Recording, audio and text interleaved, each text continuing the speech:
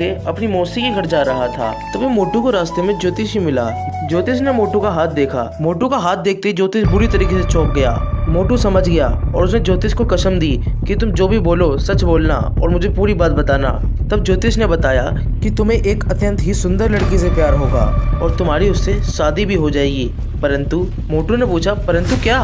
तब ज्योतिष ने बताया कि शादी तो हो जाएगी परंतु उस लड़की के मरने के बाद। मोटू को गुस्सा आ गया और वह वहाँ से चला गया।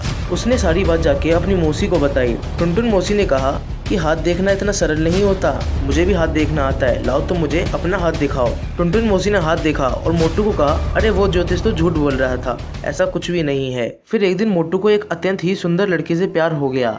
मोटू ने लड़की के साथ शादी रचाने का फैसला कर लिया और एक दिन उससे शादी करने की कोशिश भी करी, परंतु तभी उनके मंडप में एक सांड घुस गया और सब कुछ तहस नहस हो गया। फिर उन लोगों ने कुछ दिनों बाद की शादी की डेट निकाली। शादी की डेट केवल 1 महीने आगे की थी, परंतु उसके साथ एक शर्त भी थी कि दोनों में से कोई भी व्यक्ति अपने घर से बाहर नहीं निकलेगा। फिर उस घटना के 15 दिन बाद फिर एक दिन मोटू की होने वाली बीवी को अपने खेतों में से आवाज आती है, जहां उसे सुनाई देता है कि उसके पिता उसे पुकार रहे हैं और कह रहे हैं अरे अरे मुझे बचाओ, कोई बचाओ मुझे। इसलिए मोटू की बीवी तुरंत भागकर घर से बाहर निकल जाती है। बाहर निकलते ही एक खतरनाक चुड़ैल उसे देख लेती है और उसके पीछे पड़ जाती है। वह चुड़ैल उस लड़की के पीछे पीछे भागने लगती है। तभी उस लड़की के आगे एक और चुड़ैल आ जाती है जो कि अत्यंत ही खतरनाक थी। उन दोनों चुड़ैलों ने प्लान बनाया था और उसके पिता की आवाज निकाली थी ताकि वो लड़की बाहर आ सके। वे दोनों चुड़ैलें मोटू की बीवी को मार देती हैं। ये खबर मोटू के परिवार तक पहुंचती है। मोटू की बीवी को 15 दिन तक ऐसे ही रखा जाता है। फिर जब मोटू बाहर आता है तो अपनी बीवी को देख के रोने लगता है।